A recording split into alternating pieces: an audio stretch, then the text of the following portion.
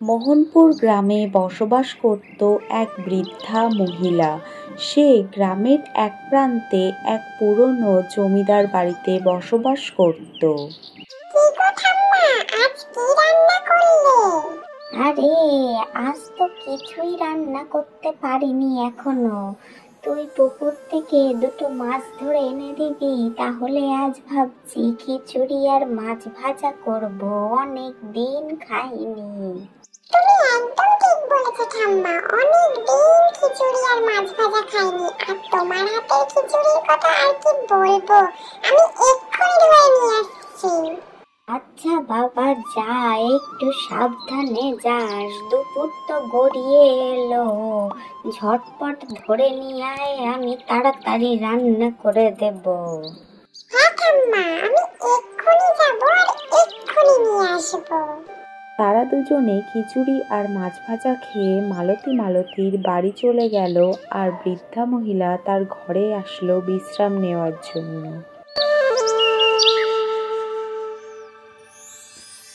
জানো বাবু, কাল রাত্রিবেলা আমি হরিমতি বুড়ির বাড়ির পাশের দিয়ে যাচ্ছিলাম। তখন আমার যেন মনে হলো কেউ বাড়ির ভিতরে ফিস ফিস করে কথা বলছে। এই কি বলছিস কি? ওই বাড়িতে কি ভূত আছে নাকি? তোরা চুপ কর তো, ভূত বলে কিছু হয় না। না বাবু, তুমি ওই কথা বলো না। সত্যি সত্যি আমি বুড়ির বাড়ির পাশের দিয়ে যাচ্ছিলাম আর আওয়াজ শুনতে পেয়েছি। আমার তো যেন মনে হলো ভূতই কথা বলছিল। হ্যাঁ হ্যাঁ, তোর যত সমস্ত মন গড়া কথা, ভূত আবার কথা বলতে পারে? না বাবু, আমি সত্যি কথা বলছি। আমি ওই বাড়ির পাশের দিয়ে যাচ্ছিলাম আর দূর থেকে দেখি দুটো চোখও জল জল করছিল। আরে তুই একটু থাম তো, তোর ফালতু বকা বন্ধ কর, একটু চা কর, চা খাই বাপু। তুমি আমার কথা বিশ্বাস করলে না তো বাবু? শোন, তোর কথা বিশ্বাসও করছি না, অবিশ্বাসও করছি না। আমি বাপু ভূত টুত মানি না, কিন্তু ওই বাড়ির যে একটা পুরনো রহস্য আছে সেটা আমি মানি।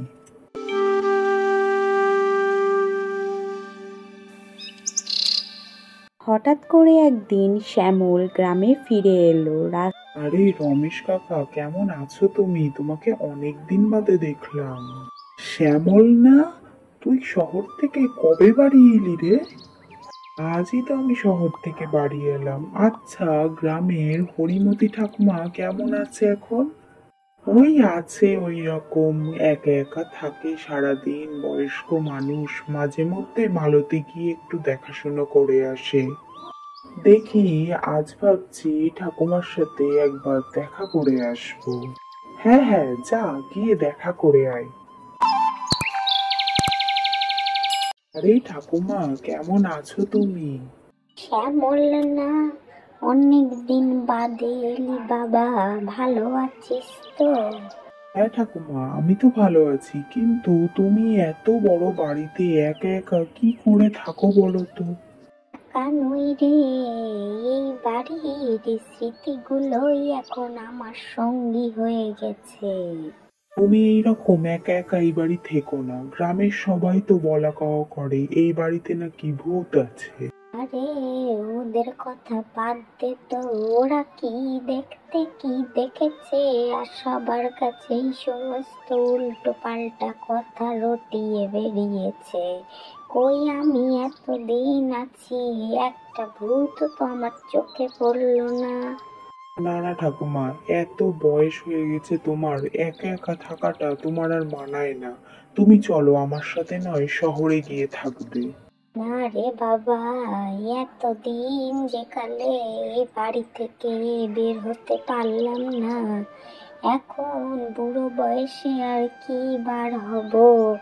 এখানেই শেষ জীবন পর্যন্ত কাটিয়ে দেই। পরের দিন সকালবেলা হঠাৎ করেই হরিমতি বুড়ি অসুস্থ হয়ে পড়ে। সেই শুনে মালতী তড়িঘড়ি ছুটে আসে তার কাছে।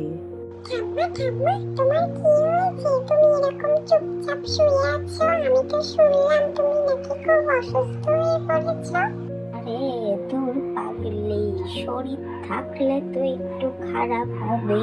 আমার কি কিচ্ছু হয়নি, একটু শরীরটা দুর্বল হয়ে পড়েছে, তুই অত চিন্তা করিস না তো।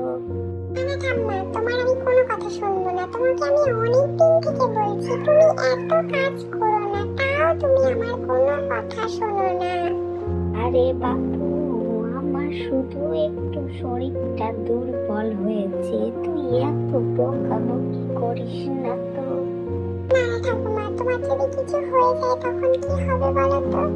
আরে বয়স তো আর আমার কম হয়নি, চলে তো একদিন আমাকে যেতেই হবে, সে আজ যাই আর কাল যাই। না ঠাকুমা, তুমি এই সমস্ত কথা একদম মুখে আনবে না বলে দিচ্ছি। এখন থেকে আমি যেভাবে বলবো তুমি সেইভাবেই চলবে কিন্তু। আচ্ছা বাবা, তাই হবে, তোর কথা মতনই চলবো আমি, এবার খুশি তো তুই।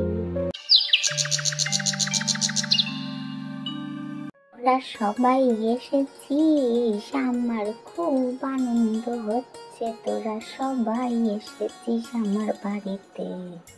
আসবো না তো কি করবো বলো তো? আমি সকলকে ডেকে নিয়ে এসেছি। তুমি সারাদিন একা একা থাকো, তোমার ভালো লাগে নাকি? ঠাকুমা, এখন থেকে আমরা রোজ তোমার বাড়িতে আসবো। হ্যাঁ ঠাকুমা, আমিও রোজ আসবো ওদের সাথে। হ্যাঁ বাবা কুদ্দুস, তুইও আসিস ওদের সাথে, আমার খুব ভালো লাগবে। এরপর থেকে ঠাকুমার আর অত বড় বাড়িতে একা থাকতে হতো না, সবাই প্রত্যেক দিন ঠাকুমার সাথে দেখা করতে আসতো।